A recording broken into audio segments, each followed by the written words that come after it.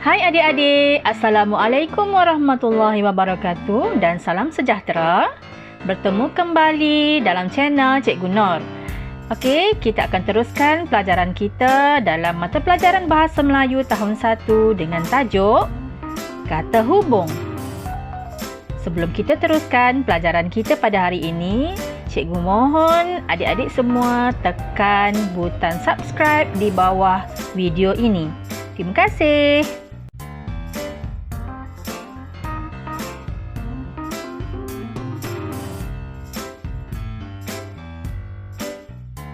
Okey, adik-adik dah bersedia untuk belajar hari ini? Sudah? Okey, jom. Okey adik-adik, sebelum kita belajar tentang kata hubung dengan lebih lanjut, kita kena tahu apa yang dimaksudkan dengan kata hubung. Adik-adik tahu apa itu kata hubung? Kata hubung ialah perkataan yang berfungsi untuk menghubungkan atau menyambungkan dua ayat tunggal atau lebih menjadi satu ayat, atau juga dikenali sebagai ayat majmuk. Okey, pada hari ini kita akan belajar 5 kata hubung. Yang pertama, dan. Yang kedua, sambil. Yang ketiga, tetapi. Yang keempat, atau. Dan yang kelima, lalu.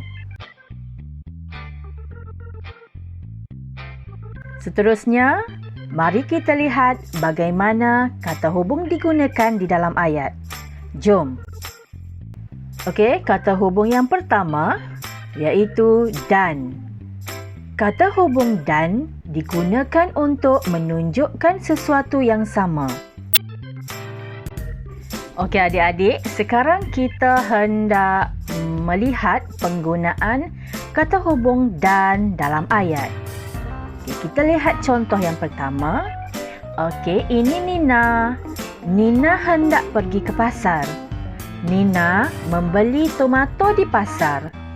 Nina membeli ikan di pasar. Okey adik-adik, perhatikan di sini ada 2 ayat tunggal. Kita hendak cantumkan kedua-dua ayat tunggal ini menjadi satu ayat. Kita menggunakan kata hubung dan. Dan ayat yang terhasil ialah Nina membeli tomato dan ikan di pasar.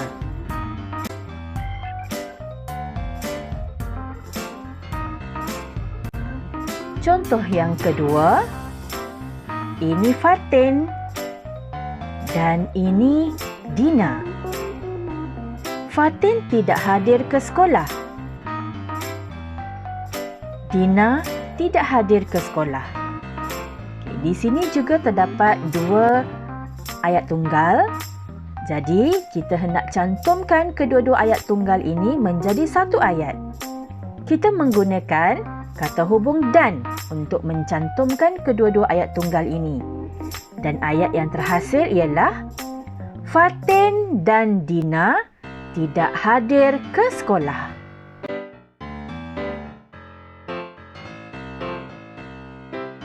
Okay, kita akan lihat kata hubung yang kedua iaitu tetapi.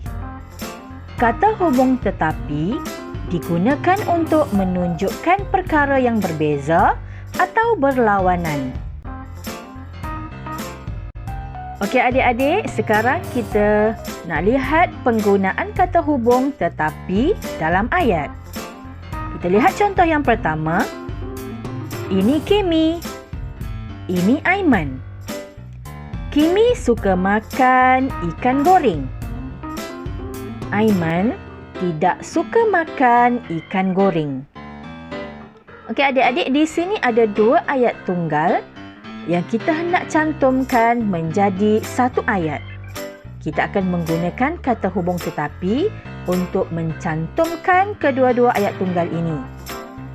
Ayat yang terhasil ialah Kimi suka makan ikan goreng, tetapi Aiman tidak suka makan ikan goreng.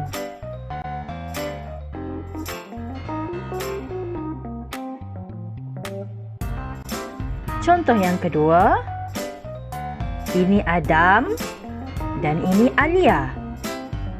Alia tidak suka membaca buku. Adam suka membaca buku. Kita hendak cantumkan kedua-dua ayat tunggal ini menggunakan kata hubung tetapi. Adam suka membaca buku, tetapi Alia tidak.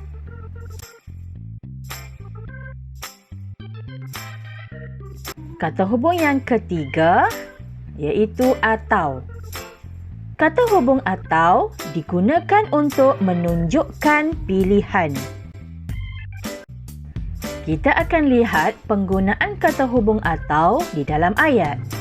Contoh yang pertama, ini Sarah dan Syafiq. Mereka hendak pergi ke Kuala Lumpur. Mereka berkata, kita boleh menaiki kapal terbang ke Kuala Lumpur. Kita boleh menaiki bas ke Kuala Lumpur. Okey adik-adik, di sini ada dua ayat tunggal yang kita hendak cantumkan menjadi satu ayat menggunakan kata hubung atau. Ayat yang terhasil ialah kita boleh menaiki kapal terbang atau bas ke Kuala Lumpur.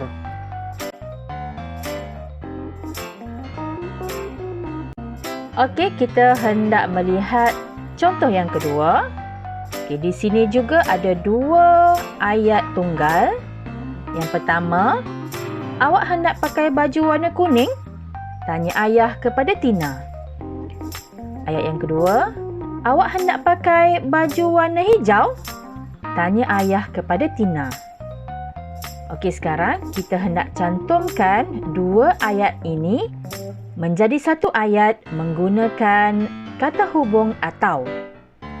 Dan ayat yang terhasil ialah, awak hendak pakai baju warna kuning atau warna hijau? Tanya ayah kepada Tina.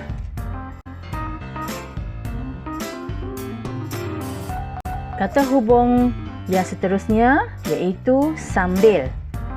Kata hubung sambil digunakan untuk menunjukkan perbuatan yang dilakukan pada masa yang sama. Kita nak lihat penggunaan kata hubung sambil dalam ayat. Contoh yang pertama, Ain melipat pakaian. Ain mendengar radio. Kita hendak cantumkan kedua-dua ayat tunggal ini menggunakan kata hubung sambil menjadi satu ayat. Ayat yang terhasil ialah Ain melipat pakaian sambil mendengar radio. Okey, contoh yang kedua, adik suka bermain bola. Adik suka menyanyi. Okay, sekarang kita nak cantumkan kedua-dua ayat tunggal ini menjadi satu ayat menggunakan kata hubung sambil. Adik suka bermain bola sambil menyanyi. Kata hubung yang seterusnya iaitu lalu. Kata hubung lalu digunakan untuk menunjukkan perbuatan yang dilakukan secara berturut-turut. Okay, jom kita lihat penggunaan kata hubung lalu dalam ayat. Contoh yang pertama, ini Razif dan Duan. Razif mengucapkan salam. Razif bersalam dengan Duan. Kita hendak cantumkan kedua-dua ayat tunggal ini menjadi satu ayat menggunakan kata hubung lalu. Dan ayat yang terhasil ialah Razif mengucapkan salam lalu bersalam dengan Duan.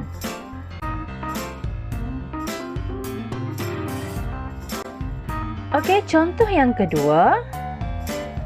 Cuba lihat gambar ini. Murid yang memakai baju warna merah itu ialah bernama Melin. Melin memerah kain itu. Melin menyidai kain itu di ampayan. Okey, sekarang kita hendak cantumkan kedua-dua ayat tunggal ini menjadi satu ayat menggunakan kata hubung lalu. Dan ayat yang terhasil ialah Melin memerah lalu menyidai kain itu di ampayan.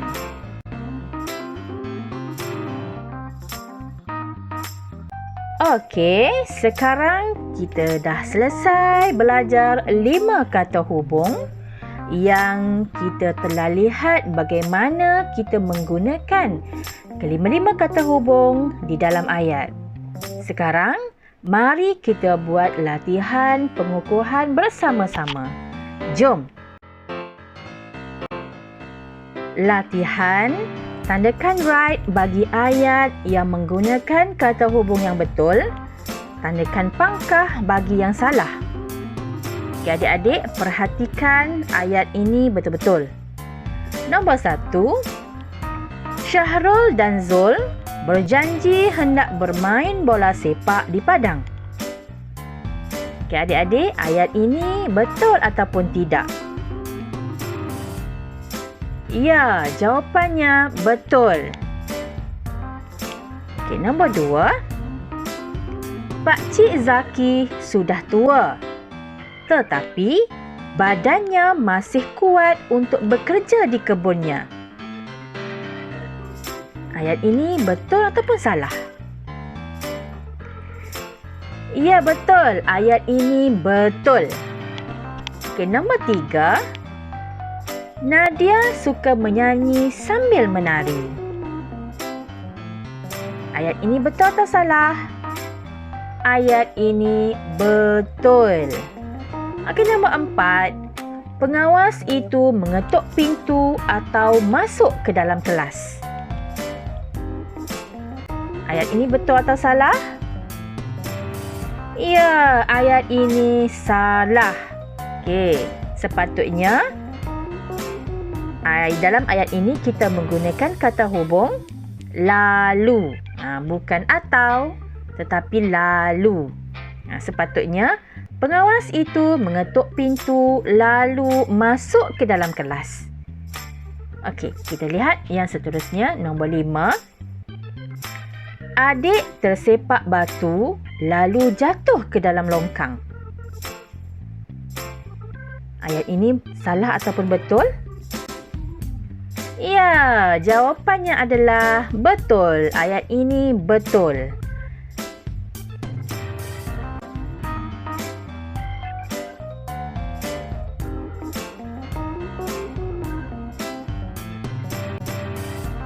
Okey adik-adik, sampai di sini dahulu pelajaran kita pada hari ini. Kita akan sambung pelajaran kita pada masa akan datang dengan topik yang lebih menarik yang kita akan belajar bersama-sama. Sampai berjumpa kembali. Bye. Assalamualaikum.